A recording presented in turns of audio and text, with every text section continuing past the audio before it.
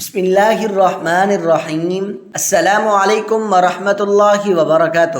نحمدہ ونصلی علی رسولہ الکریم، اما بعد۔ امام بخاری رحمۃ اللہ تعالی اور امیر بخارا کا واقعہ۔ جب امام بخاری رحمۃ اللہ تعالی ملک شام و عراق وغیرہ سے ہو کر نیشا پور تشریف لانے لگے تو نیشا پور کے مشہور محدث محمد بن یحییٰ زحلی نے متعلقین سے کہا کہ میں امام بخاری رحمۃ اللہ تعالی کے استقبال کے لیے جا رہا ہوں، جس کا جی چاہے استقبال کرے۔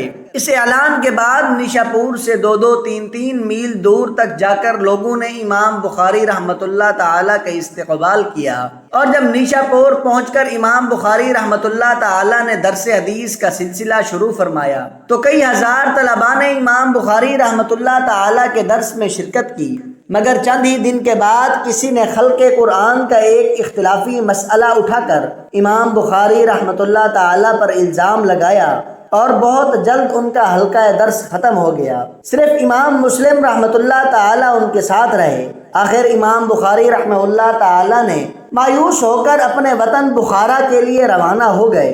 جب امام بخاری رحمۃ اللہ تعالی کے نیشا پور سے روانہ ہونے کی اطلاع اہل بخارا کو ملی تو بڑی شان و شوکت کے ساتھ لوگوں نے امام بخاری رحمہ اللہ تعالی کا استقبال کیا، اور بخارا آ کر درس حدیث کا سلسلہ امام بخاری رحمہ اللہ نے شروع فرمایا۔ ہزاروں طلباء ان کے درس میں شرکت کرنے لگے، مگر حاسدین کو یہ گوارا نہ ہو سکا۔ انہوں نے یہ ترکیب نکالی کہ امام بخاری خالد بن احمد زحلی کو کسی طرح اس بات پر آمادہ کیا کہ وہ امام بخاری رحمہ اللہ تعالی کو حکم کریں کہ وہ امیر کے صاحبزادوں کو بخاری شریف اور تاریخ کبیر کا درس دیں۔ امیر بخارا کی سمجھ میں بات آئی تو امیر نے کہا کہ آپ دربار شاہی میں تشریف لے کر مجھے اور میرے صاحبزادوں کو بخاری اور تاریخ کبیر کا درس دیں، مگر امام صاحب رحمہ اللہ تعالی نے اسی قاصد کی زبانی کہلا بھیجا کہ میں علم دین کو سلاطین کے دروازوں پر لے جا کر ذلیل نہیں کروں گا، جسے پڑھنا ہو میرے پاس آ کر پڑھے۔ امام بخاری نے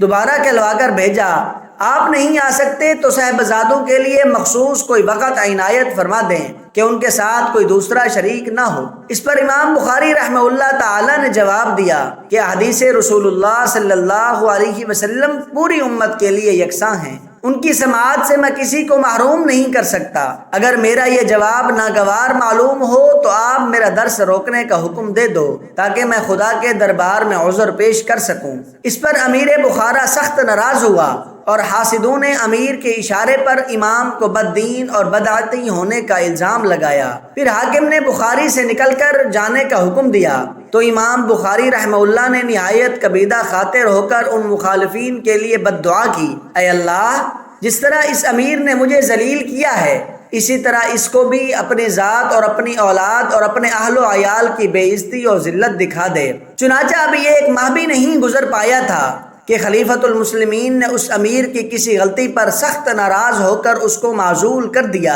اور اس کا منہ کالا کر کے گدھے پر سوار کرا کے پورے شہر بخارا میں اس کی تذلیل کروائی، اور اس کو جیل میں ڈال دیا گیا، اور انتہائی ذلت اور رسوائی سے چند دن کے بعد مر گیا، اور اس امیر کے معاونین مختلف بلاؤں میں مبتلا ہو کر ہلاک ہو گئے۔ آج تمام امت دیکھ رہی ہے کہ بخارا، سمرقند وغیرہ جو علماء دین کے مرکز رہے ہیں، وہاں پر علماء دین کی ناقدری کی وجہ سے اللہ تعالیٰ نے وہاں سے علم اور علماء کو ایسا اٹھا لیا کہ صدیوں تک وہاں کوئی کلمہ سکھانے والا نہیں رہا۔ اللہم احفظنا من غضبک و سخط اولیائک، اے اللہ ہم کو اپنے غضب اور اپنے اولیاء کی ناراضگی سے محفوظ فرما، آمین ثم آمین۔ محترم ناظرین، آج کی میری اس انفارمیشن ویڈیو کو لائک اور میرے اسلامی چینل باب روشنی کو سبسکرائب کر دیجئے۔ جزاک اللہ خیرن کثیر۔